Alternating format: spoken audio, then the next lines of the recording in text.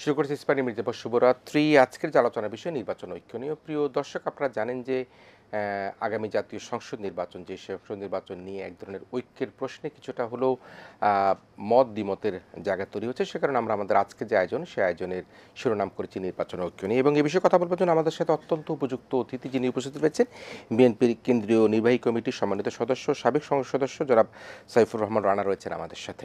Mister Rana, আপনাকে স্বাগত জানাচ্ছি আমাদের আজকের আয়োজনে। একই সাথে রয়েছেন, আপনারা প্রত্যেকে জানেন, যখন সারা দেশব্যাপী আন্দোলন চলছিল, যারা প্রবাসী পেশা অভিবাসী হিসাবে যারা বাংলাদেশের স্বৈরাচার পতনের আন্দোলনকে ত্বরান্বিত করবার জন্য একেবারেই গুরুত্বপূর্ণ ভূমিকা পালন করেছেন, তাদের মধ্যে অন্যতম একজন সংগঠক, বিএনপির কেন্দ্রীয় নির্বাহী কমিটির সদস্য ও যুক্তরাষ্ট্র বিএনপির সাবেক সভাপতি জনাব আব্দুল লতিফ সম্রাট রয়েছেন আমাদের সাথে।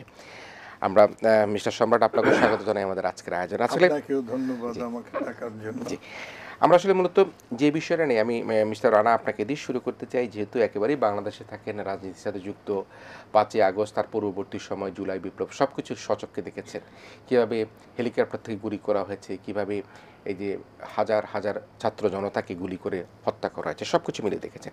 কিন্তু আমরা অন্তর্বর্তীকালীন সরকার যখন দায়িত্বভার গ্রহণ করে আমরা একটা স্বস্তির মধ্যে ছিলাম যে ফ্যাসিস্ট বিদায় হয়েছে, অন্ততপক্ষে আমরা আমাদের জগজ্জল যে পাথরটি, সে পাথরটি আমরা সরাতে পেরেছি। অন্তর্বর্তীকালীন সরকার দায়িত্ব গ্রহণ করবার পরে সেখানে ছাত্র জনতা সবারই সেখানে তাদের প্রতি একটা সমর্থন ছিল এবং বর্তমানেও আছে। কিন্তু আমরা গত কয়েকদিনের একটা ঐক্যের মধ্যে এক ধরনের আমরা মনে হয় যে কোনো কারণে কোথাও ছেদ তৈরি হচ্ছে কিনা। ছাত্ররা হয়তো এক ধরনের কথা বলছে, বিএনপি একটা কথা বলছে, জামাত আবার মাঝে মাঝে একবার এইটা বলে, আরেকবার ওইটা বলে, সেটা বলবার চেষ্টা করে। কিন্তু আজকে আমরা নির্বাচন ঐক্যের প্রশ্ন নিয়ে গিয়ে আমরা একটা গুরুত্বপূর্ণ একটা বিষয়কে কোট করে আপনাকে আলোচনা শুরু করব। প্রফেসর ডক্টর আসিফ নজরুল উপদেষ্টা, তিনি একটা কথা তার ফেসবুক স্ট্যাটাসে দিয়েছেন এবং সেই জায়গাটা আমি কোট আনকোট করে আপনার কাছ থেকে উত্তর শুনবার চেষ্টা করব। তিনি বলেছেন, প্রফেসর ডক্টর আসিফ নজরুল তিনি তার ফেসবুক স্ট্যাটাসে বলেছেন, তিনি ঐক্যের আহ্বান জানিয়েছেন। বলছেন, সবাইকে বুঝতে হবে ঐক্য ছাড়া আমাদের কোনো বিকল্প নেই। গণহত্যাকারীদের দল আওয়ামী লীগের হাতে রয়েছে লুটুর লক্ষ লক্ষ টাকা, কোটি কোটি টাকা। অনেক অন্ধস্থাবক ও সুবিধাবাদী গোষ্ঠী, শক্তিশালী প্রচারণা নেটওয়ার্ক, তাদের পিছনে রয়েছে ক্ষমতাশালী শক্তিশালী ভিন্ন রাষ্ট্র, হয়তো জানি না প্রতিবেশী রাষ্ট্রের কথা বুঝিয়েছেন কিনা। এদের রুখতে হলে জুলাই গণ অভ্যুত্থানে শহীদদের ছাত্র জনতার আত্মত্যাগকে মনে রেখে আমাদেরকে ঐক্যবদ্ধ থাকতে হবে। আমাদের মধ্যে ভিন্ন মত থাকবে, কিন্তু তা বাংলাদেশের শত্রুদের জন্য উৎসবাঞ্চক হয়ে ওঠার পর্যায়ে যেন না যায়, সেদিকে আমাদের খেয়াল রাখতে হবে। দ্যাট মিনস ঐক্যের কথাও কিন্তু প্রফেসর আসিফ নজরুল বলেছেন। আমরা মির্জা ফখরুলকে বলতে শুনেছি, আমরা বিএনপির ভারপ্রাপ্ত চেয়ারম্যান তারেক রহমানকে একই কথা বলতে শুনতে পাচ্ছি। হ্যাঁ, আপনার বিশ্লেষণ। একটা বিষয়ে তো আমরা আমাদেরকে ঐক্যমত থাকতে হবে, সেটি হচ্ছে যে একটি অন্তর্বর্তীকালীন সরকার আসছে, এই সরকারকে সাপোর্ট দিতে হবে। একটা বিশেষ পরিস্থিতিতে তারা আসছেন এবং সামনে যে পরিস্থিতিগুলো আসছে সেই পরিস্থিতি যেন সামাল দিতে পারে, সেই জন্য সকল রাজনৈতিক দলের একটা ঐক্যমত দরকার আছে। কিন্তু আপনি যে কথাটা বলছেন, যে যেটি হচ্ছে যে ছাত্র এবং বিএনপির মধ্যে যে মতদ্বৈধতা, তো এইটাকে আমরা ওইভাবে মতদ্বৈত দেখতে চাই না। হয়তো বা কথা একটু হচ্ছে, বিভিন্ন লাইটা কথা হচ্ছে, আমি মনে করি যে এটা খুব বেশি দূরে এগাবে না। এটা আমাদের উপলব্ধির মধ্য দিয়ে আমরা ইনশাল্লাহ এটাকে ঠিক করে ফেলবো, দেশের সাথে, জাতির সাথে এবং আমাদের দেশের উন্নয়নের সাথে। না, সে একই কথা তো কিন্তু ডক্টর আসিফ নজরুল বলল, যে যত বেশি নিজেদের মধ্যে একটা বন্ধুত্ব ভ্রাতৃত্বের ঘাটতি ঘটবে, আমি ওনার কথাটাকে জিস্ট করে বলছি, তত বেশি কিন্তু ফ্যাসিস্টরা বেশি প্রশ্রয় পেয়ে যাবে, মানে যেটা আপনি বললেন। এবং একই কথা জনাব তারেক রহমান সাহেবও কিন্তু তার বক্তব্যের মধ্যে বারবার সেটি বলবার চেষ্টা করছিলেন। জি, আমরা সেটাই বলছি। আমাদের নেতা ভারপ্রাপ্ত চেয়ারম্যান তারেক সাহেব যে বক্তব্য দিয়েছেন, আমরা সম্পূর্ণ একমত এবং সেই অনুযায়ী আমরা কাজ করছি। সেটি হচ্ছে যে এই যে ফ্যাসিস্ট যারা ছিল, তা আমরা কিন্তু একটা জিনিস লক্ষ্য করতেছি, যে যারা এই ফ্যাসিজমের সাথে জড়িত ছিল সকলে কিন্তু আইনের আওতায় এখনো আসেনি। আর আসেনি বিদায় আপনি খেয়াল করবেন, এই লক্ষ্মীপুরে বা বিভিন্ন জায়গায় হঠাৎ শোনা যাচ্ছে, বা গোপালগঞ্জে শোনা যাচ্ছে যে আওয়ামীরা মিছিল করতে চায়, তারা আবার ফিরে আসতে চায় শেখ হাসিনা। তো এই যে যারা ফ্যাসিজমের সাথে জড়িত ছিল, আমরা সমূলে তাদেরকে নির্মূল করতে পারিনি। তা আমরা আশা রাখবো যে অন্তর্বর্তীকালীন সরকার আছে, ফ্যাসিজমকে শেষ করতে গেলে যে প্রক্রিয়াগুলো দরকার, আইনি প্রক্রিয়া, সেই আইনি প্রক্রিয়াগুলো দ্রুত সম্পন্ন করতে হবে। এটাও একটা ধরনের সংস্কার, ফ্যাসিজমকে সরানো একটা সংস্কার। এই সংস্কার যদি না থাকে, তাহলে তারা বিভিন্নভাবে, সে আওয়ামী লীগ হোক, আওয়ামী লীগের নেতারা বিএনপি হোক বা জামাত হোক বা অন্য কারো সহযোগিতা হোক, ছাত্রদের সহযোগিতা চাওয়ার চেষ্টা করবে এবং কেউ কেউ সহযোগিতা করতেও পারে। এটা এই জন্য কালক্ষেপণ না করে এই ফ্যাসিজমের সাথে যারা জড়িত আছে না, যত তাদেরকে দ্রুত যত যারা দ্রুত সম্ভব বিচারের আওতায় আনা দরকার। যে বিচারের আওতা আনা উচিত এবং এটা দৃশ্যমান। আমরা জুলাই বিপ্লবে থেকে শুরু করে গত 15-16 বছরের যে স্বৈরাচারে যে শাসন আমল, সেই শাসন আমলে দেখেছি কীভাবে গুম খুন হত্যা বিচার বহির্ভূত হত্যাকাণ্ড করেছে। আমরা খুবই আশাবাদী হতে চাই এবং আমরা এটা প্রত্যাশা করতে চাই অন্ততপক্ষে এই হত্যাকারীদের বিচারের আওতা যত দ্রুত সম্ভব আনা সম্ভব সেটি আছে। মিস্টার সম্রাট, আমরা একটু কথা বলছিলাম এবং আপনি নিশ্চয়ই দেখেছেন এবং সারা দেশের মানুষও কিন্তু দেখেছে যে শুধুমাত্র যে বাংলাদেশ নয়, বাংলাদেশকে যারা ভালোবাসা অভিবাসীরা রয়েছেন, আমরা যদি মধ্যপ্রাচ্যের কথা ধরি বা অন্য দেশের কথা ধরি, ইউরোপ আমেরিকার কথা ধরি, প্রত্যেকটা জায়গায় কিন্তু এই স্বৈরাচার পতনের আন্দোলনে মানুষ কিন্তু সমবেত হয়েছে। নানাভাবে এই স্বৈরাচার পতনকে তারা ত্বরান্বিত করবার জন্য আমাদের ছাত্রদেরকে উৎসাহিত করেছে। আমাদের প্রবাসীরা তাদের রিমিটেন্স বন্ধ করে দিয়ে যে স্বৈরাচার পতনের যে একেবারে গুরুত্বপূর্ণ বিষয়টাকে সেটাকে তারা বন্ধ করবার চেষ্টা করেছে। আপনি আমেরিকা থাকেন, বাংলাদেশে আসেন, মাঝে মাঝে রাজনীতি করেন, লড়াইলের সাথে আপনার সম্পৃক্ততা রয়েছে। সব মিলিয়ে আপনি কি মনে করেন এই যে ঐক্য এবং নির্বাচন নিয়ে কোনো মত দ্বিমত আছে কিনা, নাকি না এটি আসলে একটা যুক্তি পাল্টা যুক্তি, একটা সময় নিশ্চয়ই এগুলো সব ঠিক হয়ে যাবে? বিসমিল্লাহির রহমানির রহিম। প্রথমে আমার সহ আলোচক অত্যন্ত সিনিয়র রাজনীতিবিদ, সাবেক সংসদ সদস্য জনাব সাইফুর রহমান রানা ভাইকে শুভেচ্ছা জানিয়ে এবং বাংলাদেশের জনপ্রিয় চ্যানেল এটিএন বাংলার অগণিত দর্শক শ্রোতার প্রতি শ্রদ্ধা জানিয়ে এবং আমার নির্বাচন এলাকা নড়াইল একের সর্বস্তরের জনগণের প্রতি শুভেচ্ছা জানিয়ে আমি বলার চেষ্টা করছি। একটা বিষয় আমাদের সবাইকে সম্ভবত বোঝার চেষ্টা করতে হবে, ভিন্ন মত কিন্তু অনৈক্য না।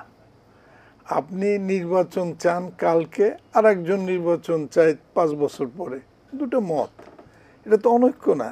জাতীয় ইস্যুতে তো এটাকে অনৈক্য বলে মনে করা অনেকের এখন এমন একটা চালু হয়েছে যেটা আমি মনে করি বরং এইটা অনৈক্যের সূত্রপাতে সহায়তা করতেছে।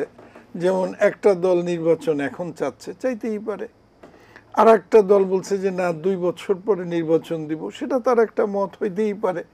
এ বিষয়ে চূড়ান্তভাবে বর্তমান যে দায়িত্বপ্রাপ্ত অন্তর্বর্তীকালীন সরকার আছে, সবার মতকে সমন্বয় করার যে গুরু দায়িত্ব তাদের, এটা তো অন্যের কাঁধে চাপাই দেওয়া যাবে না। এখন বিএনপি ক্ষমতায় নাই অথবা অন্য কোনো রাজনৈতিক দল তো স্টিয়ারিংয়ে নাই, তারা সব অংশীজন, দে আর পার্টিসিপেন্ট টু দি গেম। অতএব যারা এটাকে ম্যানেজ করছে তাদের দায়িত্ব হবে সমস্ত মতগুলিকে অ্যাকোমোডেট করে যাতে কারোর মধ্যে খুব দূরত্ব না বাড়ে। এখন আমরা একটা জিনিস লক্ষ্য করতেছি, অনেকে অনেকভাবে একজনের বক্তব্যকে এমনভাবে ইন্টারপ্রেট করে যাতে মনে হয় যেমন আপনার কাছে অথবা জাতির কাছেই মনে হচ্ছে তাহলে কি এই ফ্যাসিস্টদের বিরুদ্ধে এত সংগ্রামের পরে, তাদের উচ্ছেদের পরে আমরা কি আবার এমন কোনো কাজে লিপ্ত হচ্ছি যা আমাদেরকে ফ্যাসিজমের শিকার আবারও করতে পারে। আমি প্রথমত এটা আমার বিশ্বাস যে বাংলাদেশে কোনোদিন এই ফ্যাসিজম আর ফেরত আসবে না। যাদের স্মৃতি অত্যন্ত দুর্বল তারাও কোনোদিন এই ফ্যাসিজম ফিরে আসুক চাইবে না, কিন্তু আমাদের কার্যক্রমের জন্য অনেক সময় মানুষের মধ্যে আশঙ্কা তৈরি হইতে পারে। আমি এই জিনিসটা যেমন ইদানিং প্রায় শুনি বিএনপি খালি নির্বাচন চায়, এ কথাটা অনেকেই বলে, বিএনপি পরপর কিছুদিন পর নির্বাচন চায়। তা ভাই বিএনপি তো রাজনৈতিক দল, গণতান্ত্রিক দল, নির্বাচন চাবে না তারা কি স্বৈরতন্ত্র চাবে নাকি? বিএনপি তো যতবার ক্ষমতায় মানুষ তাদেরকে বসিয়েছে মানুষের ভোটে জিতে নির্বাচিত হয়েছে, এখানে তো কোনো শর্টকাট রাস্তা নাই। বাজে কথা যারা বলে, দুর্মুখীরা যা বলে, তার বাইরে দেখেন শহীদ জিয়াউর রহমান তো বন্দুক হাতে নিয়ে এসে ক্ষমতা নেন নাই, তাকে জনগণ সিপাহী জনতা এনে তাকে সামনে দিছে, তিনি একটা যেই গণতন্ত্র আওয়ামী লীগ বন্ধ করে গেছিল বাকশাল করে সেটাকে বহুদলীয় গণতন্ত্রে করছে এবং তার থেকে যত নির্বাচন হয়েছে জনগণের ভোটে নির্বাচিত বিএনপি হয়েছে, আর 2-1 সূক্ষ্ম কারচুপির মাধ্যমে আওয়ামী লীগ হয়তো গেছে, সেটা আলাদা। অতএব আমাদের এখানে এই লক্ষ্য না যে আমরা নির্বাচন করব, ক্ষমতায় যাব এবং আবার আওয়ামী লীগের মতো লুটপাট করব, এইটা হয় না। এটার উদ্দেশ্য হইল আজকে যে ইনডিসিপ্লিন কন্টিনিউ করতেছে, আপনি নিজের টাকায় দেখেন প্রত্যেক দিন কেউ না কেউ এসে একটা অনর্থক আবদার, মানে মনে হয় জানি ফ্যাসিজমের পতনের পরে বাংলাদেশ একটি আবদার রাষ্ট্রে পরিণত হয়েছে। আবদার রাষ্ট্র মানে যার যা ইচ্ছা, আমাকে এইটা করতে দিতে হবে, ওইটা করতে দিতে হবে, এই যে পরিস্থিতি। এই জন্য বিএনপি যে বক্তব্যটা দিচ্ছে যে আমরা এই রাষ্ট্র সৃষ্টি করছিলাম গণতন্ত্রকে না, মানে ব্যর্থ হতে না দেওয়ার জন্য, গণতন্ত্রের প্রতি মানুষের যে আকাঙ্ক্ষা, বিশেষত গত 18 বছরে যে নির্যাতন, নিপীড়ন, দুর্নীতি, দুঃশাসন, বিচার বিভাগের সম্পূর্ণ দলীয়করণ, এইগুলার বিরুদ্ধে যদি কার্যকরী ব্যবস্থা নিতে হয়, তাইলে একটি নির্বাচিত সরকার যারা জনগণের কাছে দায়বদ্ধ, তাদের আসতেই হবে। বলতেছি না কাল, কিন্তু একটা নির্দিষ্ট সময়ে মিনিমাম একটা ঐক্যমত করে। আপনি কিন্তু একটি জিনিস দেখবেন যে ইভেন আপনার বাসায় আপনার 5 জন সদস্য কিন্তু একমত হয়ে যে সব সময় কাজ করতে পারেন তা না, এবং এই একমত করতে হবে এটা বলা তো খুবই দুর্ভাগ্যজনক। কারণ আপনি বলছেন এখানে, আরো এই কথাটা আমি আরো 2-1 জায়গায় বলছি, অংশীজন কারোর প্রতি অশ্রদ্ধা না জানিয়ে বলছি। আপনি দেখুন কোন দল আছে তার প্রেসিডেন্ট আছে, সেক্রেটারি নাই, তাদেরও ডাকতে হচ্ছে। বিএনপি কোটি কোটি সমর্থকের দল, তাকেও ডাকতে হচ্ছে। এখন আপনার তো এখানে ওয়েটেড অ্যাভারেজ মেথড করতে হবে। 3 জনের লোক কি বলল, কোটি কোটি লোকের সমর্থন পুষ্ট বিএনপি কি বলল, তার কথার গুরুত্ব দিবেন না? কি ধরনের ঐক্য আপনি আশা করেন? আমাকে যদি মানে চুন আর পানি, মানে সোনা আর ইসের মধ্যে তো এক দাম করলে হবে না। সোনার লোহা যদি সোনা আর লোহা যদি এক দামে দিতে চান হবে না। এই জিনিসটার জন্য আমি সব সময় আবেদন জানাই। আমার ক্ষুদ্র জ্ঞানে দেখেন, আমরা যে আশা বুকে ধরে নিয়ে 17 বৎসর দেশ থেকে বঞ্চিত থেকে, আত্মীয় স্বজন থেকে দূরে থেকে, ওইখানে 17 বৎসর এই স্বৈরাচারী সকল প্রধানমন্ত্রীকে জুতা, স্যান্ডেল, ঝাড়ু, পিছা সব ওইখানে জাতিসংঘের সামনে মারার পরে আজকে যখন মুক্ত স্বাধীন বাংলাদেশে আমরা আসতে পারছি, আমাদের প্রত্যেকের মধ্যে তো একটা আশা থাকে যে আবার দেশ সুন্দর হবে, সুন্দরভাবে আমরা চলবো। আমরা কেউ চাই না অনৈক্য, কিন্তু এই ইন্টারপ্রিটেশনটা সবাইকে পাল্টাইতে হবে যে ভিন্ন মত আর অনৈক্য এক কথা না। তাহলে তো গণতন্ত্রই থাকে না। সব সময় সবাই বলবে যে আসেন এইটা, সবাই একমত হন, তা তো হবে না। Majority rule means democracy. আপনি লোক বসান, সবাইকে ডাকেন, অ্যান্ড লুক মেজরিটির ব্যাকিং পাওয়াকে কি বলে, অ্যান্ড টেক দিস। আর আরেকটা কথা অনেকে ইদানিং বলে, খুব দুঃখ লাগে, বিএনপির লোকরা চাঁদাবাজিটা যে শুরু করে দিছে, এইসব কিছু। আমি একটা ছোট্ট কোটেশন দিয়ে নজরুল ইসলামের একটা কথা বলি যে উনি একবার বলছিল যে অন্তরে বড় ঝড় উঠিয়াছে, তারই 2-1টা মানে ঝাপটা হয়তো তাদের লেগেছে। 17 বৎসর জাতীয়তাবাদী দলের, ছাত্র দলের ছেলেরা ঢাকার রাস্তায় রিক্সা চালায় নাই, হোটেলে বয়ের কাজ করে নাই। আমার কাছে বহুবার ফোন আসছে এলাকা থেকে যে ভাই বাড়ি থাকতে পারি না, ধান খেতে শুয়ে থাকি, অন্তত একটা চাদরের টাকা যদি দিতেন, মাটির ঠান্ডায় বুকে কাশিতে বাঁচি না।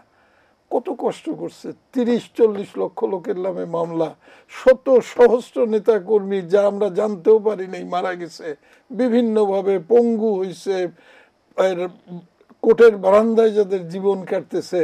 হঠাৎ করে 2-1টা বিচ্ছিন্ন ঘটনা নিয়ে বিএনপি একদম সবকিছু করে ফেলছে। এই ধরনের একটা দুর্নাম, এটা কিন্তু ইচ্ছাকৃত কোনো একটা কুচক্রী মহল, ওই যে একজন বলছে আওয়ামী পয়সা বিভিন্ন গোপন চ্যানেলে এসে, ইভেন কিছু কিছু সাংবাদিকদের মধ্যে, আমি দুঃখিত বলার জন্য, আমি কোনো অশ্রদ্ধা না জানিয়ে বলছি, তাদের দিয়ে বলাচ্ছে, তাদের দিয়ে লেখাচ্ছে, এবং জনগণের মধ্যে এরকম একটা ধারণা ছড়াচ্ছে যে বিএনপি আসলে আর উপায় নেই, আওয়ামী লীগ হয়ে যাবে।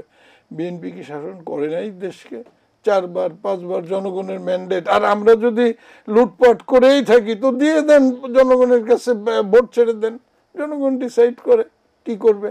আমার নেতা তারেক রহমান, আমাদের সম্মানিত চেয়ারপারসন, আগামী দিনের রাষ্ট্রনায়ক, আমরা মনে করি তিনি কিন্তু বারবার বলছেন আমরা নির্বাচন ক্ষমতায় যাওয়ার জন্য না, জনগণের শাসনকে ফেরত দিতে চাই। আপনি দেখেন, চিন্তা করে 17 বৎসরে কে ভোট দিতে পারছে? কে একটা লোক ভোট দিতে পারে নাই? মানুষের ভোটের একটা আকাঙ্ক্ষা আছে না? এদেশে ভোটের দিন তো একটা উৎসবের দিন, সবাই যে ভোট দিতে পারছে সেটা ঠিকমতো গোনা হয়েছে, তার ফল মানুষ ভোগ করতে পারছে। তাই এই জন্য আমার অন্তর্বর্তীকালীন সরকারের কাছে আবেদন থাকবে, প্রাথমিকভাবে আপনাদের যে দায়িত্ব দেওয়া হয়েছে আপনারা সেটা পালনের জন্য যথাসম্ভব চেষ্টা করেছেন, কিন্তু as the time passes by, এখন কিন্তু নির্বাচিত প্রতিনিধি অতি জরুরি।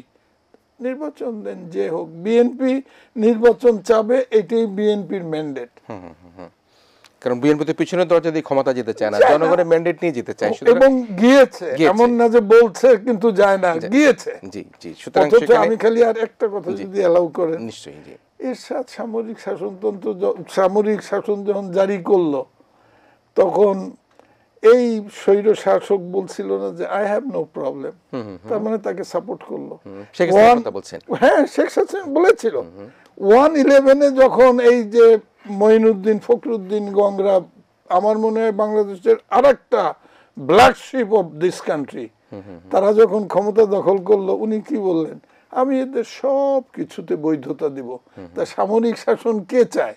এটা তো জনগণ দেখছে, তাদের প্রধান নেত্রী কি ধরনের বক্তব্য দেয় তার থেকে দেখছে। অতএব বিএনপিকে কোনোভাবে যারা আজকে মানে দুর্নাম দিয়ে মেলাইন করার চেষ্টা করছে, তাদের প্রতি আমার অনুরোধ থাকবে, আপনারা বিএনপির অতীত রেকর্ড দেখেন। বিএনপির নেতা মারা গেলে যে হয়েছিল, জানাজা হয়েছিল, সেটার কথা স্মরণ করেন। খারাপ লোকের তো এত জানাজা হয় না, অনেকে আছে যারা 570 সাবান দিয়ে ধোয়াইতে হয়েছে, আমার নেতার তো তা হয় নাই। এই আর কি, যে যার জন্য আমি মনে করি, আমরা তখন স্কুলে পড়ি, সেই মানিক মিয়া এভিনিউতে মরম রাষ্ট্রপতি জিয়াউর রহমানের নামাজে জানাজা হয়েছিল আপনাদের বাসার কাছে, আমার বাসার কাছে লক্ষ লক্ষ মানুষের জনতার সে ভিড় হয়েছিল। পৃথিবীতে মাত্র 2টা জানাজা, একটা মিশরের উম্মে কুলসুমের জানাজা এটা হয়েছিল, তারপরে তার চেয়ে বৃহৎ জানাজা শহীদ জিয়াউর রহমানের জানাজা হয়েছিল। সো নিশ্চয়ই আমরা আশা করব যে বিএনপি তাদের যে গণতান্ত্রিক যে চর্চা, সে চর্চা অব্যাহত রাখবে। আমি মিস্টার রানা, আমরা আসলে পুরো আলোচনাটার মধ্যেই কিন্তু 5ই আগস্টের পূর্ববর্তী সময়ে যে ফ্যাসিজমের যে একটা রক্তাক্ত ইতিহাস, সে ইতিহাসের কথা শুনছিলাম। আপনি যেহেতু সরাসরি রাজনীতি করেন, সংসদ সদস্য ছিলেন, মাঠে ঘাটে ছিলেন, আপনি এই বিগত আমলের সময়টাকে আপনি কীভাবে দেখেন? আমি একটা ছোট্ট উদাহরণ দিই, আপনি দেখবেন। আমি একজন এক্স এমপি, আমার বিরুদ্ধে একটা মামলা হইল। আচ্ছা, মামলা করলো ছাত্রলীগের 24 বছরের একজন রাসেল নামে, যে তার মাথায় পিস্তল ঠেকিয়ে আমি 2 লক্ষ টাকা চাঁদা দাবি করছি আওয়ামী লীগের আমলে। আচ্ছা, সেই মামলায় চার্জশিট দিচ্ছে, আমাকে জেলও খাটতে হয়েছে। মানে সেই মামলায় চার্জশিট দিয়ে জেল খাটতে হয়েছে? জেল খাটতে হয়েছে। আচ্ছা, তাহলে এখন ফ্যাসিজম কিরকম ছিল, যে আমি একজন এক্স এমপি, আমি চাঁদা দাবি করছি, তাহলে এইভাবে সারা বাংলাদেশের কর্মীরা, যে কথাটা সমাজ ভাই বললেন, যে আমাদেরকে ধান খেতে লুকাইতে হয়েছে, আমাদের বাস সারে লুকাই থাকতে হয়েছে, আমরা কথা বলতে পারি নাই, আমাদের বাড়িতে বেরোইতে দেয় নাই, তারপরে তো লক্ষ লক্ষ মানুষকে জেলে নিচ্ছে, আমাদের নেতা কর্মীদের নামে মিথ্যা মামলা দিচ্ছে। আপনি নিশ্চয়ই জানেন, আমাদের ভারপ্রাপ্ত চেয়ারম্যান সাহেব বিদেশ থাকাকালীন সময়ও তার নামে মামলা হয়েছে, আর দেশনেত্রী বেগম খালেদা জিয়ার নামে তো মামলা, এটা তো আপনারা সকলেই জানেন। ডাহা মিথ্যা, ব্যাংকের টাকা ব্যাংকেই আছে, ডাবলের পর ডাবল হয়েছে, কিন্তু সেই মামলায় তাকে কারাবন্দী হইতে হয়েছে। ব্যক্তিগত জেলাসি, শেখ হাসিনা ব্যক্তিগত জেলাসি, তার চিকিৎসার জন্য বিদেশে যাওয়া দরকার, উনি যাইতে দিবেন না, যে এখানে দুঃখে দুঃখে তাকে মেরে ফেলা হবে। আপনার লন্ডনে এখন তিনি আছেন চিকিৎসাধীন, আপনারা নিশ্চয়ই খোঁজ খবর রাখতেছেন, যে তাকে যদি আরো 5 বছর আগে আমরা পাঠাতে পারতাম চিকিৎসার জন্য, তাহলে হয়তো আজকের যে অবস্থাটা তার চেয়ে ভালো অবস্থায় পাঠাতাম। এই দেশের গণতান্ত্রিক আন্দোলনের যে সমস্ত যত নেতা আছে, তার মধ্যে দেশনেত্রী বেগম খালেদা জিয়া অন্যতম, এগুলো স্বীকার করতেই হবে। শ্রেষ্ঠ এবং পরিচালিত ভাষায়, সৃজনশীল ভাষায় তিনি কথা বলেন, এবং তিনি কাউকে কটাক্ষ করে শেখ হাসিনার মতো কাউকে কথা বলেন না, ছোটও করেন না। আমরা সেই দল করি, সেই দলের নেত্রী সুস্থ হোক, সেটাও আমরা চাই, সকলে কায়মনের পক্ষে দোয়া করি। তা বিষয়টা যেটা বলছেন আপনি, যে 17 বছরের যে নির্যাতন, সেই নির্যাতন যদি আমরা তাকাই ফখরুল ইসলাম আলমগীরের বিরুদ্ধে শত শত মামলা, আমরা যদি তাকাই আমার ছোট ভাই হাবিবুন সোহেল, তার 100 কতটা মামলা, আলাল ভাইয়ের দিকে তাকাই, তার নামে কত মামলা। এরকম শীর্ষ নেতাদের নামে মামলার কোনো অভাব নেই, শুধু মামলা আর মামলা, মামলা আর মামলা। আমি বিদেশ ছিলাম, আমার নামে, আমি ব্যাংককে চিকিৎসার জন্য গেছিলাম, ওখান থেকে শুনলাম, খবর পেলাম যে আমার নামে একটা মামলা হয়েছে। কি মামলা হয়েছে? মাদক চোরা কারবারি। আচ্ছা, মাদক চোরাকারী মামলা হয়েছে। আমি তাৎক্ষণিকভাবে বিদেশ থেকে ফিরে আসলাম, আর সেটাকে ফেস করলাম আর কি। ফেস করলাম, দেখলাম যে ওই মাদক তারা পাইছে আওয়ামী লীগ নেতার বাড়িতে, সেই নেতা মামলা করছে, এটা আমার বাড়িতে এক্সএমপি রেখে গেছে। ও, আওয়ামী লীগের নেতার বাড়িতে আমি রেখে গেছি, আমি বিদেশে। আপনি বিদেশে মাদক পাওয়া গেল আওয়ামী লীগ নেতার বাড়িতে, কিন্তু অভিযোগ উত্থাপিত হলো যে আপনি তার বাড়িতে রেখে গেছেন। তারা অভিযোগ করলো, আচ্ছা, তা নাই। এই হলো সার্বিক মানে অবস্থা ছিল ওই 17 বছরে, যে অভাবনীয় নির্যাতন, মানুষের স্বাধীনতা যে নাই, এবং বাক স্বাধীনতা ছিল না। যে বাকশালের কথা যিনি বললেন আমার সমর ভাই, যে সকলের বাক স্বাধীনতাকে হরণ করা হয়েছে। সারা বাংলাদেশের 4টা মাত্র পত্রিকা ছিল। এই যে ফেসিজম, এই ফেসিজম কিন্তু শুরু হয়েছে শেখ মুজিবের আমল থেকে। আপনি হিসাব করে দেখেন, যতবার ক্ষমতায় তারা আসছে, তারা ফেসিজম কায়েম করছে। শেখ মুজিব এসে বাকশাল করছে, কারণ তারা সুশাসন দিতে পারেনি। তারা 73 সালে ভোট চুরি করছে, খন্দকার মোস্তাকের এলাকায় দাউদকান্দি থেকে হেলিকপ্টার দিয়ে ভোট নিয়ে ঢাকায় নিয়ে গলছে। এরকম তাদের অনেক ঘটনা আছে। তারা তাদের বিরোধিতা কখনোই সহ্য করেনি, শেখ মুজিব থেকে শুরু করে তার কন্যা শেখ হাসিনা পর্যন্ত। নিশ্চয়ই আমরা আবারও একটু ফিরে আসবো। প্রিয় দর্শক, আপনারা শুনছিলেন কষ্ট কথাগুলো, এবং কষ্টের যে কথাগুলো সেগুলো 17 বছরের নিপীড়ন, নির্যাতন এবং জুলাই বিপ্লবের যে হত্যাকাণ্ড, সেগুলো নিয়ে আমরা কথা বলছিলাম। আমরা নির্বাচন ঐক্যের প্রশ্নে আজকে একমত থাকতে হবে, সে বিষয়ে নিয়ে আমরা আবারও আলোচনায় ফিরে আসবো। আমাদের সাথে অতিথি হিসেবে রয়েছেন প্রাক্তন সংসদ সদস্য জনাব সাইফুর রহমান রানা, বিএনপি নেতা, বিএনপি নির্বাহী কমিটির সদস্য, এবং একই সাথে রয়েছেন বিএনপির কেন্দ্রীয় নির্বাহী কমিটির আরেকজন সদস্য, যুক্তরাষ্ট্র বিএনপির সাবেক সভাপতি জনাব আব্দুল লতিফ সম্রাট। আমরা একই অতিথি নিয়ে একটা ছোট্ট বিরতির পর, প্রিয় দর্শক, আবার আপনাদের কাছে ফিরে আসছি। মির্জা বশির বারাতিতে আমরা কথা বলছিলাম নির্বাচন ঐক্য নিয়ে। আমাদের সাথে অতিথি হিসেবে রয়েছেন বিএনপির সাবেক সংসদ সদস্য জনাব সাইফুর রহমান রানা, আর রয়েছেন যুক্তরাষ্ট্র বিএনপির সাবেক সভাপতি জনাব আব্দুল লতিফ সম্রাট রয়েছেন আমাদের সাথে। আমরা নির্বাচন ঐক্য নিয়ে কথা বলতে গেলে আসলে বাংলাদেশের দুর্নীতির নানা রকম প্রসঙ্গ চলে আসে। মুজিব পরিবার দুর্নীতির কথা কিন্তু আমরা এখন প্রত্যেকটা জায়গায় কিন্তু গণমাধ্যম সহ আমরা ইউটিউব, ফেসবুক যেখানেই খুলি না কেন সেখানে আমরা দেখতে পাচ্ছি।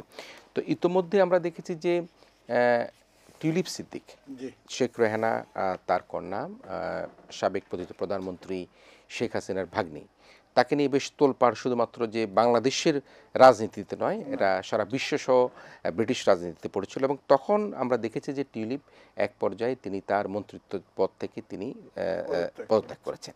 এখন গতকাল থেকে দেখতে পাচ্ছি সেখানে তার এমপি পদ নিয়েও কিন্তু একটা প্রশ্ন উত্থাপন করছে বিরোধী দল থেকে, সেটা নিয়েও দেখেছি আপত্তি তোলা হচ্ছে, প্রসেশন ছোট করে করা হয়েছে। আপনি টিউলিপ সিদ্দিকের বাংলাদেশে, তিনি কিন্তু বাংলাদেশের নাগরিক নয়, এবং বাংলাদেশের নাগরিক না হওয়া সত্ত্বেও কিন্তু একটা প্রশ্ন এসেছে, তিনি কিভাবে সাবেক প্রধানমন্ত্রীর সাথে গিয়ে রাশিয়ায় সে চুক্তি করার সময় সেখানে উপস্থিত থাকেন, বাংলাদেশের এক ধরনের প্রতিনিধিত্ব বলা চলে।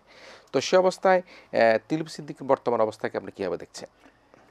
দেখেন, এই যে একটা কথা সাধারণত আমরা প্রায়ই বলি, এই শেখ বংশ আপনি যদি দেখেন, আপনি পার্লামেন্ট মেম্বারের দিকে তাকায় দেখেন, 300 মেম্বারের মধ্যে কতগুলি তাদের বংশের সঙ্গে সম্পর্কিত, শ্বশুরবাড়ি সম্পর্কিত, এইভাবে সমস্ত আপনি নাম দিয়ে দেখতে গেলে দেখবেন যে অলমোস্ট 1/3 তারা ওইভাবে নমিনেশন পেয়েছে। যোগ্যতার কোনো প্রশ্ন এদেশেও আসে নাই। আপনি চিন্তা করেন রাষ্ট্রীয় অনুষ্ঠানে কোন ক্যাপাসিটিতে রেহানা এসে পাশে বসতেন, সেখানে তো কোনো অর্ডার অফ প্রসিডিংসে, প্রোটোকলে কোথাও তারা বসে না, এনে রেখে দিত। টিউলিপ সিদ্দিকি ওখানে যাওয়া তো কতটা অনভিপ্রেত, এবং সবসময় আমরা দেখতাম ওনার ডাইন পাশে ওনার বোন, বাম পাশে মেয়ে, পুতুল, মানে অর্থাৎ কিনা অ্যাজ ইফ এইটা তাদের একটা রাজভবনের মধ্যে সমস্ত কিছু রাজরানীর কথায় চলতেছে, সেইভাবে হয়েছে। টিউলিপ সিদ্দিকিরা দেখেন, এই যে প্রথমে কিন্তু পদত্যাগ করতে চায় নাই, ওনার খালাও কিন্তু পদত্যাগ করতে চায় নাই। পরিস্থিতি খারাপ না হইলে শেখ বংশের কেউ, এটা একটু খারাপ ল্যাঙ্গুয়েজ তবু বলতে হচ্ছে, মলমূত্র ছাড়া কেউ স্বেচ্ছায় কিছু ত্যাগ করে নাই। তো মানুষের চাপের মুখে শেখ হাসিনা ত্যাগ করছে, টিউলিপ চাপের মধ্যে ত্যাগ করছে। এবং চিন্তা করেন, তারপরে কিন্তু আরেকটা অভিযোগ উঠছে জানেন কিনা, তার বোনও ওইভাবে ফ্ল্যাট নিছে লোকটার কাছ থেকে। মানে চোর, বংশচোর। আমি একটা কথা ইদানিং চিন্তা করি, আমাদের নেত্রী বেগম খালেদা জিয়া এতিমের টাকা মেরে খাইছে তারা দাবি করে, তো ওনার সব মিলে কত টাকা মেরে খাইছে যেন বলছে 2 কোটি টাকা। আমি একেবারে ধরেই নেই যে উনি করছেন, নাউজুবিল্লাহ। তা 2 কোটি টাকার জন্য যদি ওনার এই 5 বছর জেল হয়, 6 বছর জেল হয়, 10 বছর জেল হয়, আমরা আর কোনো বিচার চাই না। সবার চুরির পরিমাণের কোটির সাথে জেলের টার্ম ওইভাবে জাজ দিতে হবে। যে 25,000 কোটি মারছে তার জেল হবে 50,000 বছর। তার যে সমস্ত নেতারা 100 কোটি চুরি করছে তার জেল হবে 200 বছর। তাই হওয়া উচিত না বিচারের মানে নিরবিত। একটা বাংলাদেশের সর্বকালের সর্বজনপ্রিয় একজন নেত্রী বাংলাদেশে আর দ্বিতীয় কেউ আছে যে 5টি আসনে 4 বার নির্বাচিত হয়েছে? কেউ না। ওই শেখ হাসিনা তো সাদেক হোসেন খোকার সাথে, ওই বাবলার সাথে পর্যন্ত নির্বাচনে হারছে। যেই মহিলা জীবনে আপসহীন নেত্রী, তার দুঃখের কথা বলতে গেলে আপনি চিন্তা করতে পারেন, এই 111-এর ফলস জাতিসংঘের চিঠি এনে এই বদমাইশ মঈনুদ্দিন এবং তার গঙেরা এই যে একটা কুডেটা করলো, এবং করার পরে এই পরিবারের উপরে কি নির্যাতন নেমে আসলো। বেগম খালেদা জিয়ার উপরে তো অসম্ভব অত্যাচার। তার ছেলে এই যে কয়দিন আগে, 2 দিন আগে মারা পালন হইল না আরাফত রহমান কোকর মৃত্যুবার্ষিকী। আমি কালকেও বলে আসছি, ওনার তো মৃত্যুবার্ষিকী করবেন না, ওনার করবেন শাহাদত বার্ষিকী। নির্মম ভাবে তাকে পিটানো হয়েছিল আর্মি কোয়ার্টারে নিয়ে। সেই সময়ের যারা কুশীলভ, আমি সেনাবাহিনীর বিরুদ্ধে কিছু বলছি না, সেনাবাহিনী দেশপ্রেমী, কিন্তু কিছু পথ ভ্রম মানে যারা বিপদগামী তাদের কিছু লোকের নেতৃত্বে একটা ছেলেকে এমন মার দিছে, তিনি কিন্তু বাকি জীবন আর দাঁড়াইতে পারেন নাই। ব্যাংককে বিছানায় শোয়া থাকা অবস্থায় তার মৃত্যু হয়েছে। সে তো শহীদ, শাহাদত বরণ করছে। একটা প্রেসিডেন্ট, স্বাধীনতার ঘোষক, বহুদলীয় গণতন্ত্রের প্রতিষ্ঠা, উন্নতির রূপকার। আজকে আমরা যারা বিদেশে যাই, এই কল কারখানা, গার্মেন্টস ইন্ডাস্ট্রি, সমস্ত কিছুর পরে যার অবদান, সেই শহীদ জিয়াউর রহমান। আর 3 বারের সফল প্রধানমন্ত্রী, বাংলাদেশের সেই টেকনাফ থেকে তেতুলিয়া, রূপসা থেকে পাথরিয়া, বহির্বিশ্বে আমেরিকা থেকে এশিয়া, আফ্রিকা থেকে অস্ট্রেলিয়া, যেখানে বাংলাদেশি আছে তাদের মধ্যে কাল ভোট করেন, সবচেয়ে বেশি ভোটে উনি নির্বাচিত হবেন।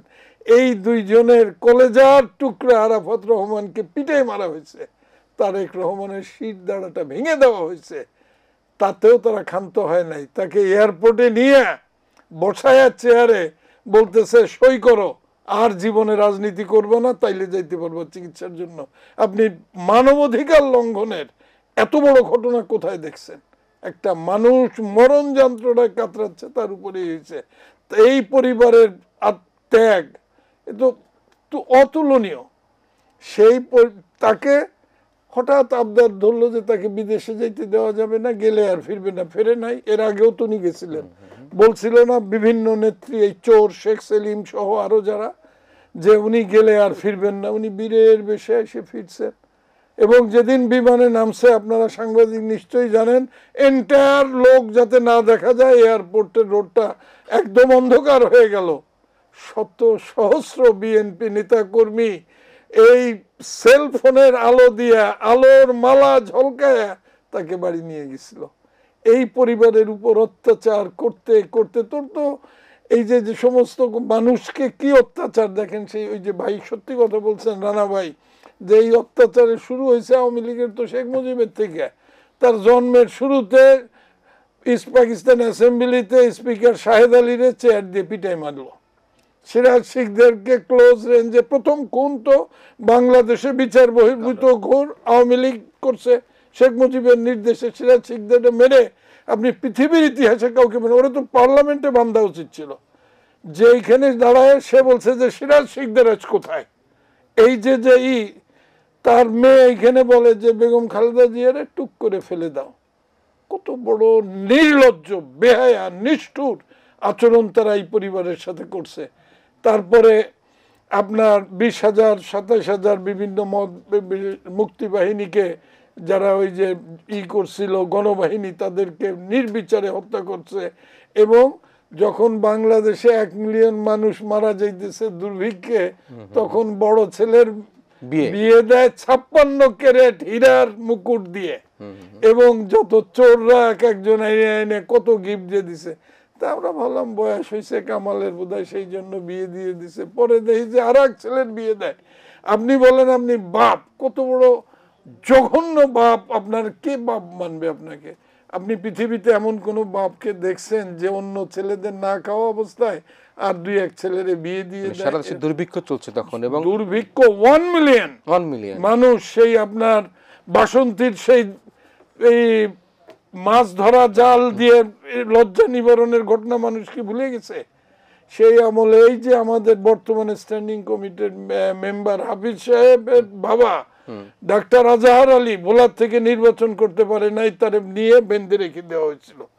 এই যে মোস্তাকের তো শুনলেন, ওয়ালি আহাদ নির্বাচন করছে, সে পাশ করতে পারে নাই। শেখ মুজিব নিজে বলছে, ওলি কি খবর? বলে মুজিব ভাই দোয়া করেন, ভালোই তো শুনতেছি। বলে দেখিস, পরে দেখা যায় সে পাশ করে নাই। চুরি, ভোট চুরি, টাকা চুরি, দেশ চুরি, দেশকে বিক্রি করে দেওয়া, এই যে ইন্ডিয়ার কাছে বিক্রি করে দিয়ে দেশে শুধু একই কথা, তোরা যে যা বলিস ভাই আমার ক্ষমতাটুক চাই। নিচে বলছে I want power, I want absolute পাওয়ার। তুমি ওয়ান্ট করার কে? জনগণ তোমারে দিলে করবা, না দিলে নাই। তুমি বলছো আই ওয়ান্ট অ্যাবসলিউট। আমার বাবা দেশ স্বাধীন করছে, তোর বাবা তো ছিল জেলে পাকিস্তানে, আন্দোলন করছে, ঠিক আছে, কিন্তু যখন কেউ ছিল না তখন Shaheed Ziaur Rahman, I major Ziaur Rahman declare the independence of Bangladesh.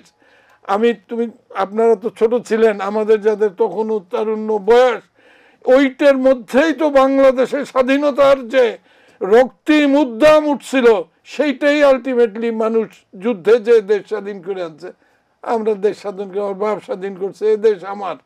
এইভাবে নিজেরা কুক্ষিগত করে, এই টিউলিপ সিদ্দিকী কেন, তার আর এক ছেলে জয় কিসের আইসিটি অ্যাডভাইজার, তিনি এত বড় অ্যাডভাইজার, একটু বলুক যে এই অ্যাডভাইজার চাকরির আগে উনি আমেরিকায় কোন কোন জায়গায় আইসিটি করেছে। একটা মানুষের আপনি চাকরি দিতে গেলে তো তার একটা এক্সপেরিয়েন্স লাগবে, তার রেজুমিতে কোথায় কি এক্সপেরিয়েন্স ছিল। আপনারা যারা আমেরিকা যান, মাঝে মাঝে জানেন, হার্ভার্ড ইউনিভার্সিটিতে আপনি $50,000 দেন, 3 দিনের একটা কোর্স, 3 সপ্তাহের একটা কোর্স করে লিখে দিছে হার্ভার্ড গ্রাজুয়েট। মানে চূড়ান্ত মিথ্যাচার করে করে তারা এই দুর্নীতি এবং সমস্ত কাজে আপনি দেখছেন। এখন আমার কম্পারেটিভ স্টাডিটা সামনে থাকলে বলতে পারতাম যে পার কিলোমিটারে কতটা টাকা খরচ হয় রাস্তায়। ইভেন পাশের দেশ ইন্ডিয়া বলেন, ইভেন সর্বোচ্চ মজুরি যেখানে দেওয়া হয় লেবারদের $80 করে ঘন্টা, সেখানে পার কিলোমিটারের চাইতে এখানে চুরি হয়েছে। উন্নতি হয়েছে, আপনি তো এটা কিসের উন্নতি? চুরির উন্নতি হয়েছে, দুর্নীতির উন্নতি হয়েছে, খুন গুমের উন্নতি হয়েছে। জাজ, এই যে মানিক থেকে শুরু করে এদের যে সমস্ত জাজ তারা নিয়োগ করছিল, জুডিশিয়াল কিলিং করছে তারা ওইখানে বসে বসে, in the name of judgement ট্রাইব্যুনালের নাম দিয়ে। আমি এই কথাটা বলতে চাই আজকে সমস্ত দর্শকদের সামনে, বাংলাদেশি ভাই বোনদের সামনে, আমার নির্বাচন এলাকার নড়াইলের লোকদের সামনে এই কথাটা বলতে চাই যে এই দেশে অবিলম্বে, আমি অন্তর্বর্তীকালীন সরকারের অনেক কিছুর সাথে একমত, কিন্তু একটা বিষয়ে আমি খুবই দ্বিমত পোষণ করি। দ্বিমত মানে ওই অনৈক্য না, আমার মতটা আমি বলছি। এত দিন লাগে কেন? বিচার করবেন দ্রুত ট্রাইব্যুনাল পৃথিবীর সব দেশে আছে। আপনারা এখানে দ্রুত ট্রাইব্যুনাল করে যা যা সাক্ষী তাদের ডিফেন্সের লোক রাখে একটা রায় তো আপনি আসতে হবে। আপনি বছরের পর বছর ঝুলাই রাখবেন, তাহলে তো তারা যদি তাদের অন্যায়ের পানিশমেন্ট না পায়, তারা তো নির্বাচনে অযোগ্য ঘোষিত হবে না। তাইলে ওই যে চোরের টাকা, চুরির টাকা সবকিছু নিয়ে এসে তো তারা এখানে আবার এই দেশটাকে ফ্যাসিজম রাষ্ট্র করার চেষ্টা করবে। আমরা এই জন্য বিএনপির তরফ থেকে অনেকে ভুল বুঝতেছে যে কেন নির্বাচন ছাড়া একটা জাস্টিস সিস্টেম যদি না হয়। আপনি দিচ্ছেন, আজ কতদিন হইল এই 5 মাস 6 মাস ট্রাইব্যুনাল হয়ে গেছে, কোনো কিছুই তো আমরা দেখতেছি না। নিশ্চয়ই আমরা একটু রানা ভাইয়ের কাছে যাই। রানা ভাই, শুনলাম আপনার একটু বিশ্লেষণ যদি বলেন আমাদের, আমি পুনঃ প্রশ্ন করলাম না।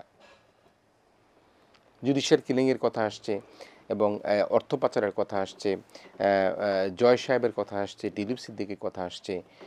তো বিষয়গুলো তো অনেক সেন্সিটিভ, যে কে করেনি শেখ পরিবারের দুর্নীতি, কার কাছে লুটের টাকা নেই। আপনি বলেন শেখ সেলিমের কথা বলেন, শেখ হেলালের কথা বলেন, আবদুল্লাহ হাসনাদের কথা বলেন, আপনি তাপস সাহেবের কথা বলেন, কোনো সাহেবের তো টাকা মারা থেকে বিরত থাকেননি। আপনি শেখ রেহানার কথা বলেন, জয় তো আছেই। তো এই যে পরিবারতন্ত্র যে এই দুর্নীতিতন্ত্র আর কি, পরিবারের মধ্যে দুর্নীতিতন্ত্র, এটা একমাত্র শেখ পরিবারের মধ্যেই আছে। আরও নিশ্চয়ই জানেন যে আমাদের যে দলের প্রতিষ্ঠাতা শহীদ জিয়া, তার মৃত্যুর পর সে একটা বাড়ি পর্যন্ত রেখে যেতে পারেনি। তার গাবতলী বাড়ি ছাড়া ঢাকা শহরে তার কোনো থাকার জায়গা নেই টিল নাও। কিন্তু আপনি জানেন এই ৯৬ পরে যখন এই গণভবন থেকে বের করে দেওয়া হইলো বা যেতে হইলো, শেখ হাসিনা বলছে আমি কোথায় যাবো, আমার তো বাড়ি ঘর নেই। কেন তার ৩২ নম্বর বাড়ি নেই, ওয়াদের সাহেবের বাড়ি নেই ৩২ নম্বরে? তো সেগুলো কি সেখানে থাকতে পারে না? পাবলিককে বুঝাইলো যে না আমার কিছু নেই। আমেরিকাতে প্রাসাদ আছে, আমরা দেখে আসছি প্রাসাদের আমরা কার এটা? অজেদের জয়ের আচ্ছা আচ্ছা। ওয়াশিংটনের পত্রিকা তো সাভারে তার বলছেই। বাড়ি যদি আপনি দেখেন, আপনি মনে করবেন কোন প্যালেসে আসছেন। জি। কোথা এবং থেকে সে যেটা বলতেছে, সে যেটা করতেছে, সেটা তো আপনারা অনেক দিন থেকে পত্রপত্রিকা আসছে, তার নাকি ৯টা বাড়ি আছে যুক্তরাষ্ট্রের মধ্যে। হ্যাঁ ৯টা বাড়ি আছে। বাড়ি নেই কার? শামীম ওসমানকে বলেন, মানে আওয়ামী লীগের যত, আমি যে কথাটা আগে বলছি যে দ্রুত এদেরকে বিচারে আয়ত্তে আনা দরকার। যারা পালাইছে তাদের ধরে আনতে হবে। এবং যে কথা সোনার ভাই বারবার বলতেছে, আমরা দ্রুত সময় সংস্কারের কথা বলবেন। সংস্কার কি? এইটা একটা প্রথম সংস্কার। এই ফ্যাসিস্টদেরকে একটা ধরে বিচার করতে হবে, এটা প্রথম সংস্কার। আর বাকি যে সংস্কারগুলো আছে, সেই সংস্কারের একটা প্রস্তাবনা তৈরি করা এবং সেই প্রস্তাবনা অনুযায়ী সকলে ঐক্যমত হয়ে যদি কিছু রিমুভ রিটার্ন করা লাগে সেটা করে আগামী যে জাতীয় সংসদ নির্বাচন হবে, সেই নির্বাচনের পরে যে সরকার হবে, এই প্রস্তাবনাগুলো সেটা বাস্তবায়ন করবে। সেটা একমাত্র সংসদ এই সম্ভব। তাছাড়া তো মুখে মুখে বললে এটা হবে না। এটা আইনে পরিণত করতে হবে, সংসদে আলোচনা করতে হবে, করার পরে না এটা সংস্কারটা প্রতিষ্ঠা। তারপরেও সংস্কার কি বন্ধ থাকবে? যতদিন আগাবে, আমরা একসময় টেলিফোনে কথা বলতাম, এখন আমরা মোবাইলে কথা বলি, এখন হোয়াটসঅ্যাপ আসছে, কত এখন মোবাইলে কত ধরনের অ্যাপস আসছে। তো সেই জন্য আমাদেরকে চলমান এই সংস্কারটা এটা চলতেই থাকবে। এটা আরও আপগ্রেড হবে, আরও এখন আমাদের ভবিষ্যৎ প্রজন্ম আসবে, তারা অনেক আরও আপগ্রেড করবে দেশটাকে জন্য। তবে আমাদের প্রথম কথা হচ্ছে যে আমাদেরকে ভিশনটা তৈরি করতে হবে আগে। নিশ্চয়ই ভিশনটা তৈরি করে আমি মিশনে নামতে হবে। নিশ্চয়ই। প্রিয় দর্শক, আমরা কথা বলছিলাম নির্বাচন ঐক্য নিয়ে এবং দুজন অতিথি কিন্তু একেবারেই নিজের ঐক্যমত, যে ঐক্যের জায়গায় কোনো ফাটল নেই, কোথাও যুক্তি পাল্টা যুক্তি রয়েছে। একই আলোচনা নিয়ে আমরা আবারও ফিরবো। আমাদের সাথে প্রিয় অতিথি হিসেবে রয়েছেন বিএনপির সাবেক এমপি জনাব সাইফুর রহমান রানা, রয়েছেন যুক্তরাষ্ট্রের বিএনপির সাবেক সভাপতি জনাব আব্দুল লতিফ সম্রাট। আমরা দুজনকে নিয়ে আবারও ছোট্ট একটা বিরতির পর কিছুক্ষণের মধ্যে আপনাদের কাছে ফিরে আসছি। নির্বাচন ঐক্য নিয়ে আমরা ইসমানী মির্জা বসুপ্রার্থীতে কথা বলছি। আমাদের সাথে রয়েছেন বিএনপির সাবেক সংসদ সদস্য জনাব সাইফুর রহমান রানা, মার্কিন যুক্তরাষ্ট্রের বিএনপির সাবেক সভাপতি জনাব আব্দুল লতিফ সম্রাট রয়েছেন আমাদের সাথে। আমরা নানা প্রসঙ্গের ফাঁকে যেহেতু নির্বাচন ঐক্যের প্রশ্ন আসছে, বাংলাদেশের যে গত কয়েকটি নির্বাচন, যেটি আমরা দেখেছি দিনের ভোট রাতে হয়ে গিয়েছে, আমি ডামি নির্বাচন হয়েছে, বিএনপিকে মাঠে দাঁড়াতে দেয়নি, এবং এই ডামি নির্বাচনের পরবর্তীতে আমরা দেখেছি, এমপি সাহেব ভালো বলতে পারবেন, যে আওয়ামী লীগের এমপিরা পালিয়ে গিয়েছে, ডামি নির্বাচনে যারা ট্রাক মার্কা ইউবল মার্কা জিতেছেন তারাও পালিয়ে গেছে, কিন্তু তার মানে ওই ডামিটাও আসলে তাদের ছিল। সে অবস্থার প্রেক্ষাপটে আসলে বাংলাদেশের যে বিগত নির্বাচনগুলো হয়েছে, সেই নির্বাচনে আসলে প্রতিবেশী রাষ্ট্রের এক ধরনের সেখানে তাদের পুরোপুরিভাবে সাপোর্ট ছিল এবং তাদেরকে ক্ষমতায় টিকিয়ে রাখার একটা বন্দোবস্ত ছিল। আমি ভারতের কথা বলছি। তো ভারতের সাথে কিন্তু আমাদের বর্ডার বলি, আমাদের সীমান্তে কাঁটাতারে বেড়া বলি, সব কিছু মিলিয়ে কিন্তু এখনও পর্যন্ত স্বস্তিদায়ক অবস্থা আমরা দেখতে পাইনি। যদিও আমাদের স্বরাষ্ট্র উপদেষ্টা তিনি কিন্তু অত্যন্ত দৃঢ়তার সাথে বলেছেন, আমরা চোখে চোখ রেখে কথা বলতে চাই। সে অবস্থায় আমরা গত কয়েকদিন আগে দেখেছি যে শিবগঞ্জের চাঁপাইনবাবগঞ্জের শিবগঞ্জে সেখানে কিন্তু ভারতীয় মানুষ এবং সেখানকার নিরাপত্তার বাহিনী তারা বাংলাদেশের সীমানায় ঢুকে গিয়েছিল। আমাদের এই কৃষকরা তারা এবং আমাদের বিজিবি সদস্যরা প্রতিহত করা তারা চলে গেল। এই যে ভারত বাংলাদেশের বর্তমান যে সম্পর্কটা বা ইতিপূর্বে কি ছিল সেটাকে আপনি কীভাবে বিশ্লেষণ করবেন? একটু বলি যে দেখেন, ভারত একটা রাষ্ট্র, যেই রাষ্ট্রের কথা বলতে গেলে ওর উপরই একটা টকশো হইতে পারে। তবে এটুকু বলা যায়, ভারতের চারপাশে যে রাষ্ট্রগুলি, তার কার সঙ্গে ভারতের বন্ধুত্ব সম্পর্ক ছিল বা আছে? একমাত্র এই বাংলাদেশকে পুঁজি করতে পেরেছিল, কারণ শেখের বংশ যারা, তাদের একমাত্র কাজ ছিল ভারতকে তোষণ করে ক্ষমতায় দীর্ঘস্থায়ী করা। আপনার মনে আছে সুজাতা সিং এসে এরশাদের সঙ্গে কিভাবে বলে গেল, এরপরে আর এক অ্যাম্বাসেডার এসে গত নির্বাচনের সময় এসে তারা বলে গেল। এবং সত্য মিথ্যা আমরা তো সরাসরি দেখি নেই, এখানে ভারতীয় গোয়েন্দা সংস্থার একটা বিরাট নেটওয়ার্ক বিস্তার করা আছে বলে আমরা শুনে থাকি। এবং বাংলাদেশকে একটা করদ রাজ্যে পরিণত করার যে সমস্ত মেকানিজম, তার প্রায় সবই হয়ে গিয়েছিল। দেখেন, আগে আমাদের লোকদেরকে গুলি করা, যেইখানে ইচ্ছা কাঁটাতারের বেড়া দেওয়া, যা কিছু তারা করতে পারত, আমাদের বিজিবি সদস্যরা কোনোদিন এটার বাধা দিতে পারে নাই। শুধু এই বিডিআর হত্যাকাণ্ডের আগে সিলেটের বর্ডারে আমাদের বিডিআর সদস্যরা কিন্তু তাদের বেশ নাকানি চুবানি সহ বহুত সৈন্যকে তারা আহত নিহত করেছিল। অনেকে ধারণা করে তারই বদলায় বিডিআর পিলখানা হত্যাকাণ্ড সংঘটিত হয়েছে। এবং অনেকের এখন ভালো হওয়ার তারা দেখাচ্ছে যে এই সরকার কিভাবে বিডিআর ব্যাপারটা হ্যান্ডেল করছে এবং কিভাবে তাদের যোগ সাজস এখানে ছিল। আপনি যদি বলেন 21 গ্রেনেডের হত্যাকাণ্ডের জন্য তারা দায়ী করতো বিনা কারণে বিএনপিকে, তাহলে বিডিআর হত্যাকাণ্ডের দায়ী কারা? তার একজনের সময় হইলেই তো সে দায়ী হয় না, ওরা দায়ী। এবং তার সুনির্দিষ্ট প্রমাণ এখনো আসবে। এবং আগে একটা লোক মারা গেলে আমাদের এখান থেকে একটা প্রতিবাদ নোট যেত না, আমরা কত অসহায় হয়েছিলাম তাদের কাছে। এবং তাদের ট্রানজিট থেকে শুরু করে এবং একটা সেভেন সিস্টারে যাওয়ার ব্যবস্থা, এবং আপনারা জানেন কিনা জানি না, মংলা এয়ারপোর্টে তাদের অ্যাক্সেস দেওয়া হইলো মাল নামানোর, একটা ক্লজ রাখা হইলো ভারতের মাল আগে নামবে, ভারতের শিপ আগে ভিড়বে। মানে আমাদেরকে চাপাইতে চাপাইতে এমন জায়গা আনছে। কিন্তু আমাদের সেই স্বেচ্ছাচারী স্বৈরশাসক তারা কন্টিনিউয়াসলি ভারতের তোষামোদী, ভারতের দ্বারা কি উপকার হইতে পারে, এই সমস্ত ন্যারেটিভ দিয়ে মানুষকে ধোকা, মানুষ ধোকা খায় নাই, কিন্তু অত্যাচার জুলুমের ভয়ে মানুষ ওইভাবে কথা বলতে পারে নাই।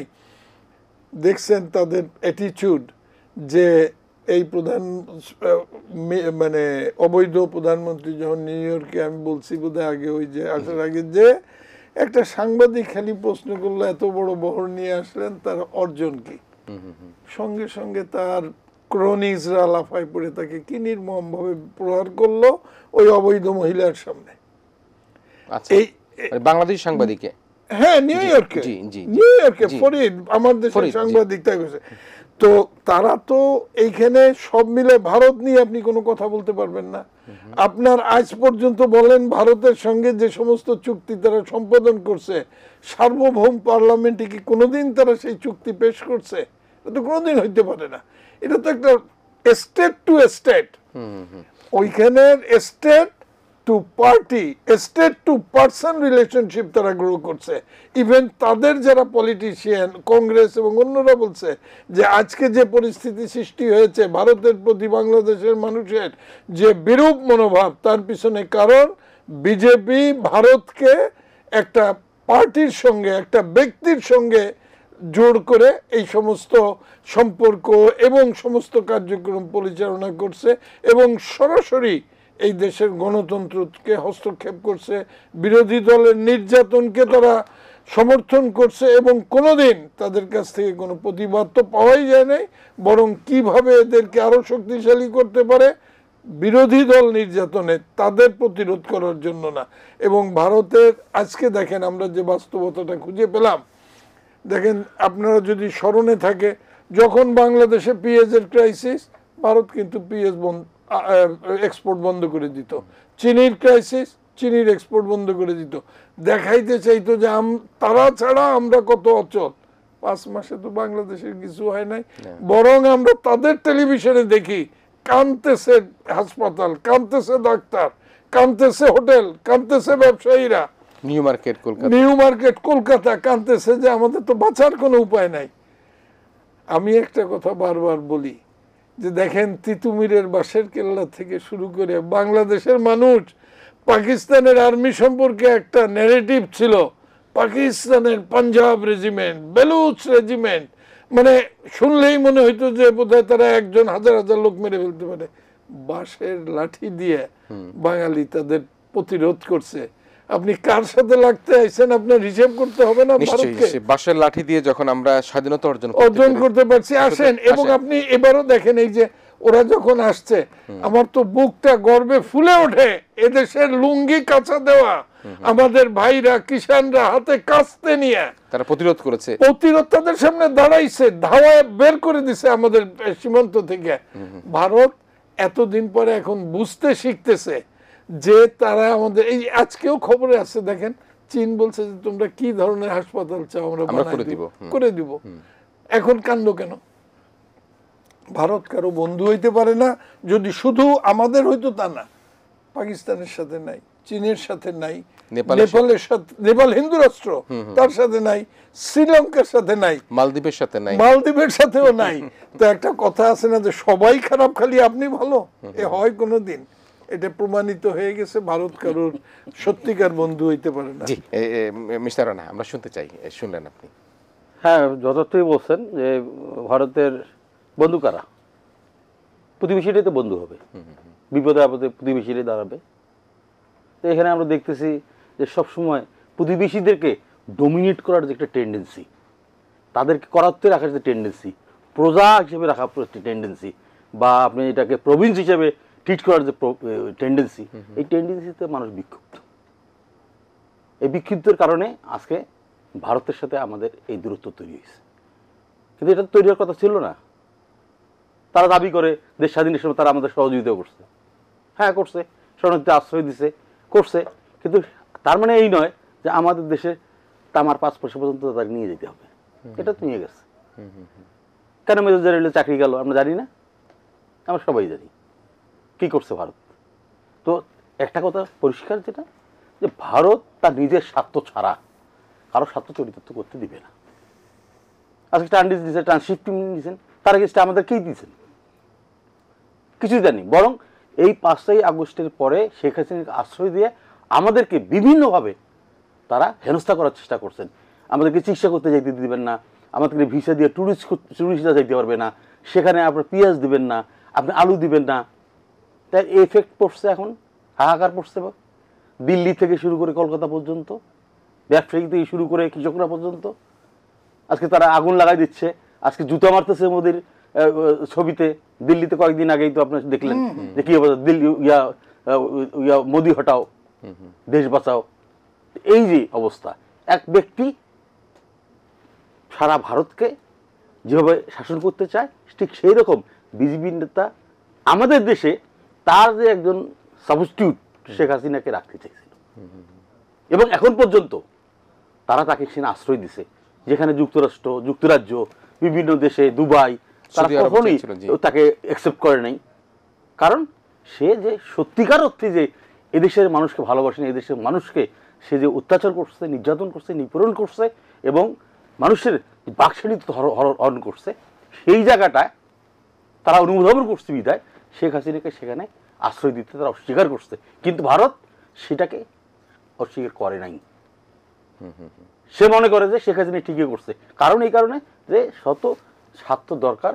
শেখ হাসিনা তো পার্লামেন্টে বলছে, ভারতকে আমি তো অনেক কিছু দিয়েছি, কি দেয়নি, মনে রাখবে, সারা জীবন তারা মনে রাখবে। তাহলে কি বোঝা যায়? তো এই জন্য আমি আপনাদেরকে বলতে চাই, আমাদের দর্শক ভাইদের বলতে চাই, দেশবাসীকে বলতে চাই যে ভারত কারো বন্ধু হইতে পারে না। তারা ভারত কারো বন্ধু হইতে পারে না। তারা প্রয়োজনের সময় আমাকে পেঁয়াজ দেবে না, আমাকে আলু দেবে না, আমাকে চাল দেবে না। সেই ক্ষেত্রে আমাদের চিন্তা করতে হবে, বিকল্প চিন্তা করতে হবে। সেই বিকল্প চিন্তার দিন চলে এসেছে। পানির প্রয়োজন পানি দিবে না, যখন পানি দিয়ে বন্যা তৈরি করে দেবে, তখন পানি পানি পানি দিয়ে সয়লাভ করে দিবে। ছয়লাভ করে দেবে সে অবস্থা মধ্যে আমরা আমরা আর শেষ 1 মিনিট আসবার চেষ্টা করব। 2 মিনিটে আপনার বিশ্লেষণ আছে কি, ভবিষ্যৎ বাংলাদেশকে আমরা কিভাবে দেখতে চাই, কি আমাদের আমরা প্রত্যাশা? বাংলাদেশকে একটা শান্তিপূর্ণ অথচ স্ট্রং কান্ট্রি হিসেবে আমরা দেখতে চাই, এবং একটি গণতান্ত্রিক রাষ্ট্র যেখানে বাক স্বাধীনতা থাকবে, যেখানে বিচারের নিরপেক্ষতা থাকবে, যেখানে দুর্নীতিমুক্ত প্রশাসন থাকবে, এবং মানুষ, সাধারণ মানুষ তাদের যে সমস্ত আকাঙ্ক্ষা পূরণের জন্য প্রয়োজনীয় সমস্ত যেসব ফ্যাসিলিটিস গভর্নমেন্টকে দেওয়া উচিত, গভর্নমেন্ট সেইগুলিকে দিবে। এবং এই যে এতদিন 17 বছরের আগে ওদের 5 বছর যে দুর্নীতির একটা ফ্যাক্টরি তৈরি হয়ে গেছিল, এবং কোনো জায়গায় আপনি চিন্তা করতে পারেন যে একটা অর্থমন্ত্রী সে বলতো যে এটাকে ঘুষ না, এটাকে স্পিড মানি বলে। স্পিড মানি বলে, জি। এই যে মশিউর রহমান ওদের আর একটা অ্যাডভাইজার ছিল, ইকোনমিক অ্যাডভাইজার, সে বলছিল যে ভারতের কাছে কোনো ট্রানজিট ফি দাবি করা এটা একটা অভদ্রতার সামিল। কিসের অভদ্রতা? আমার বুকের উপর দিয়ে তুমি ট্রেন চালায় চলে যাবো, আমাকে একটা কর দিতে হবে, সেটা অভদ্রতা হয় কি করে? ভারতের আর একটা কথা ভুলে গেছিলাম বলতে, যে একটা কমপ্লিটলি রেসিস্ট কান্ট্রি। আপনি দেখেন আমাদের এইখানে কেউ বলতে পারবে যে কোনো হিন্দু ভাইয়ের উপরে খুন হত্যা কিছু দুনিয়ার মিথ্যে কথা? পরে বিবিসি বলতে হইল যে ভারতের এই অপপ্রচার, এর কোনো সত্যতা পাওয়া যায় নাই, এবং মুসলমানদের উপরে যে নিগৃহীত সে করতেছে, তারপরে সে আমাদের বলে যে আমরা এই জমি নিশ্চয়ই আমরা একটা গণতান্ত্রিক এবং অধিক গণতন্ত্র বিশ্বাসী ওই যে মানুষ বললাম নিয়ে, যে বাক স্বাধীনতা, বিচারের স্বাধীনতা, সমস্ত কিছু দিয়ে মানুষ তার আশাকাঙ্ক্ষা, বিশেষ করে সমস্ত irrespective of caste, creed and religion, right, প্রত্যেকটা মানুষ যেন রাষ্ট্রে তার সম অধিকারটা ভোগ করতে পারে। নিশ্চয়ই নিশ্চয়ই আব্দুল লতিফ শর্মা, আমরা শেষ করছি। মিস্টার রানা, আমরা কি বাংলাদেশ দেখতে চাই? আমি একটা কথা মাঝে মাঝে আমার অতিথিদেরকে প্রশ্ন করি যে 75 থেকে আওয়ামী লীগ শিক্ষা গ্রহণ করে নাই, সেটা করলে কিন্তু 24 এসে তাদের এই পতনটা হতো না। তো আপনারা যেহেতু সরাসরি রাজনীতি করেন, আপনারা 75 দেখেছেন, আপনারা 90 দেখেছেন, আপনারা 24 দেখছেন, তো সেই অবস্থার প্রেক্ষাপটে ভবিষ্যৎ বাংলাদেশের রাজনীতি বা ভবিষ্যৎ বাংলাদেশে কীভাবে দেখতে চান? বিষয়টা হচ্ছে যে আমরা যা রাজনীতিবিদরা বলি সব কিছু কার্যকর করি না, এটা আমাদেরকে দোষ। দুর্নীতির কথা বলি, দুর্নীতি বন্ধ করি না। আজকে আমাদের যেটা শপথ হওয়া উচিত যে আগামী যে পার্লামেন্ট আসবে, সেই পার্লামেন্টে দ্বিতীয়বার শপথের ওত নেওয়ার পরে আরেকবার ওত নিতে হবে যে আমরা যারা পার্লামেন্ট নির্বাচিত হয়েছি, আমরা নিজে দুর্নীতি করবো না, কাউকে দুর্নীতি করতে দেবো না। যদি আমরা এটা করতে পারি, তাহলে আমরা যে দুর্নীতি করে আজকে আপনাদের পিয়ন থেকে একদম সর্বোচ্চ পর্যন্ত টাকা কিন্তু ওদের কাছে, আবার দুর্নীতির বিচার করে ওরা, দুর্নীতি তদন্ত করে ওরা, দুর্নীতির হোতা ওরা, ওরা আমাদেরকে শিখায়, রাজনীতিবিদদের শিখায়, দেখায়, পার্লামেন্ট মেম্বার বা মন্ত্রীদের শিখায়, দেখায় এইটা এটা এই পথে গেলে কিন্তু স্যার এটা হবে। তো সেটা থেকে যেমন আমাদেরকে নিবৃত্ত থাকতে হবে, রাজনীতিবিদদের নিবৃত্ত থাকতে হবে এবং তাদেরকে নিবৃত্ত করতে হবে, তাহলে একটা সুন্দর বাংলাদেশ গড়ে ওঠার সম্ভাবনা আছে দুর্নীতি মুক্ত। খালি দুর্নীতি না, আমরা অনেকেই বলছি, বিগত সরকারগুলো আমরা বলছি, কেউ সিঙ্গাপুর বানিয়ে দিতেছি, কেউ মালয়েশিয়া বানিয়ে দিতেছি, বানানোর জন্য তো পেট্রিয়ট লিডারের দরকার আছে। আজকে আমাদের ভারপ্রাপ্ত চেয়ারম্যান সেই পেট্রিয়ট নেতা হিসেবে ফিরে আসতে চায়, আমরা তাকে সেই পেট্রিয়ট নেতা হিসেবে দেশ গঠনের জন্য আমরা আহ্বান জানিয়েছি। আমরা বিশ্বাস করি যে আমাদের ভারপ্রাপ্ত চেয়ারম্যান তারেক রহমান সাহেব সেই দেশপ্রেমিক হিসাবে, শহীদ রাষ্ট্রপতি জিয়া রহমানের উত্তরাধিকারী হিসাবে এদেশে এসে এদেশের মানুষের গণতান্ত্রিক অধিকার সহ এদেশের মানুষের সব উন্নয়নের সাথে সংযুক্ত হয়ে কাজ করবে, এটাই আমাদের প্রত্যাশা। নিশ্চয়ই প্রিয় দর্শক, সবশেষে আমরাও প্রত্যাশিত হতে চাই যে বিএনপির ভারপ্রাপ্ত চেয়ারম্যান জনাব তারেক রহমান বাংলাদেশে এসে তার নেতৃত্বের যে তুখরতা, তার নেতৃত্বে যে বুদ্ধিমত্তা, সেটি নিশ্চয়ই এই 18 কোটি জনগণের মধ্যে তিনি বিলিয়ে দিবেন এবং বাংলাদেশ গণতন্ত্র এবং অধিক গণতন্ত্রের একটা রাষ্ট্রে পরিণত হবে, যেটি আমাদের সংসদ সদস্য রানা ভাই বললেন। আমরা সংসদে দুবার শপথ নিতে চাই, পরবর্তীতে একবার দুর্নীতি করব না, দুর্নীতি করতে দিব না, সেই শপথ আমরা গ্রহণ করতে চাই। আর জনাব আব্দুল লতিফ সম্রাট যে কথাটি বললেন যে আমরা এমন একটা বাংলাদেশ চাই যেখানে বাংলাদেশে বাক স্বাধীনতা থাকবে, গণতন্ত্র থাকবে, অধিক গণতন্ত্র থাকবে। প্রিয় দর্শক, আপনারা এতক্ষণ আমাদের সাথে ছিলেন, আপনাদের সবাইকে আবার ধন্যবাদ জানিয়ে আমাদের দুজন অতিথি জনাব সাইফুর রহমান রানা, সাবেক সংসদ সদস্য বিএনপির, এবং যুক্তরাষ্ট্র বিএনপির সাবেক সভাপতি জনাব আব্দুল লতিফ সম্রাট, দুজনকে ধন্যবাদ জানিয়ে আমাদের ইস্পাহানি মির্জাপুর শুভরাত্রি এখানেই শেষ করছি। আপনারা ভালো থাকবেন, সবাই মিলে ভীষণ ভালো থাকবেন।